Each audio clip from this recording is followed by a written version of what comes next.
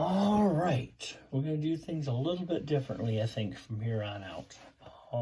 Instead of me actually building as I'm doing the video, I'm going to actually do a lot of the work off camera and then just kind of discuss the progress. Like, if you remember last time, we were working on the bed, and I did get my axle in. So if you look right here, you can see I have a steer axle. And we got and I did get the parameters done. That goes around the cab. So we got the parameters from that, and the leaf springs. There'll be some braces and stuff on the actual truck and whatnot, of course. But just for this model, just to kind of put things in place, I got the axle at the right height, and I have done this on another Ford F-250, actually many decades ago. But basically, the leaf springs are overlapped in between. In other words, the factory leaf springs are on the outside of the frame, and then this one will be on the inside of the frame. So, but yeah, like I said, and you'll notice that I'm sometimes an impatient person. So, and these videos were actually kind of boring me. So, mention how you're feeling.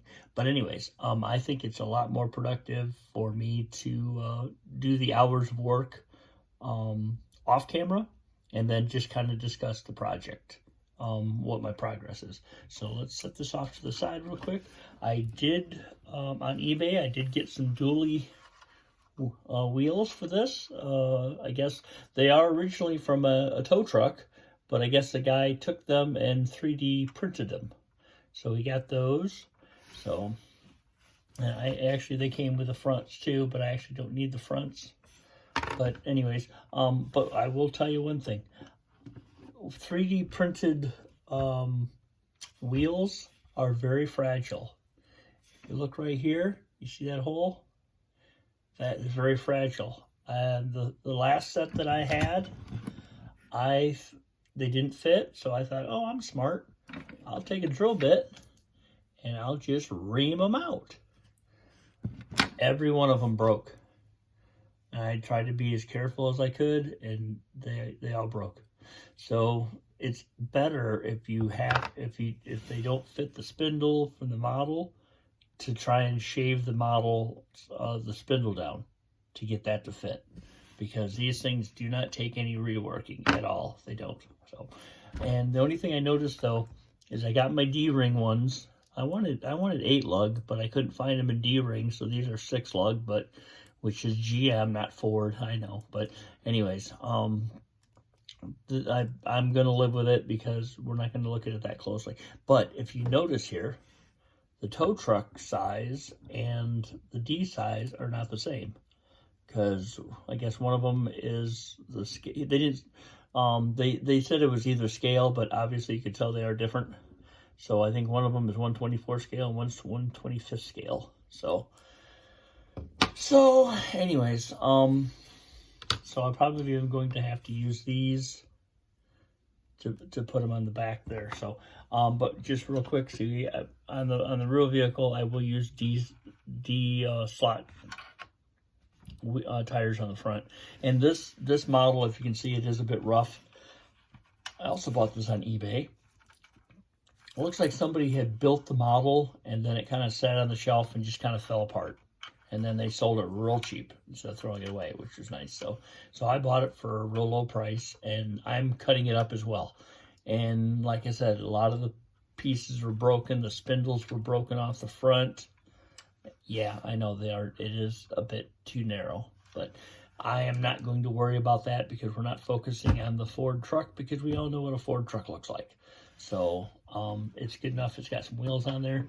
So, but basically, just to let you know here, the Fords are typically driver's side drop. And I believe this is a Jeep axle, but we can actually Dana axles, you can get those in right or left drop, driver or passenger drop. So what we'll do is we'll get one that normally would be a passenger side drop, and then when we spin it backwards, And I know you guys, some of you are already saying, it's like, you can't run you can't run it backwards. Dana axles actually have harder gears in them, and they actually can run backwards and not do substantial harm to them. And so, anyways, this being a 6x, well, I don't even know if I'm going to make it 6x6. I may not even put a front axle on it, because the vehicle, the 87 Ford that I have, does not have a four-wheel front-wheel drive. It's rear-wheel drive only. But I could actually put it with a divorce transfer case right in between the drive shaft and this axle here, and then run backwards the output to go to the rear axle. I'll figure it out though. Like I said, I'm not too worried about that. We'll get that. There's always a way.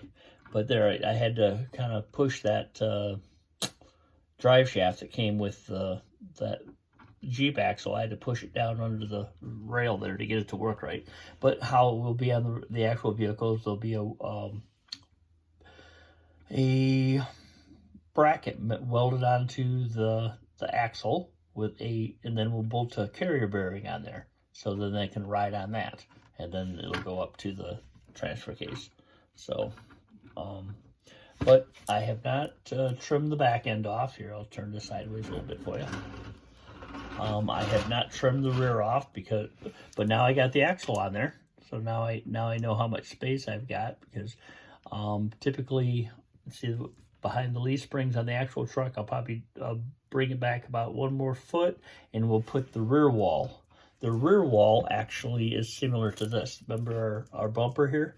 I know I still have not completed this bumper, but anyways, we'll put it right here, the rear wall, and then a foot after that, then we got the bumper.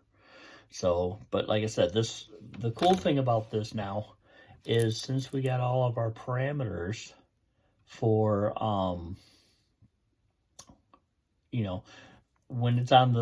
basically we're going to build the floor unit on the truck, and when we get all the parameters, which is, like I said, this wall right here, and get our axle mounted and everything, then this whole unit can be removed. Let's see if we can carefully do this without breaking it. There, I got the drive shaft.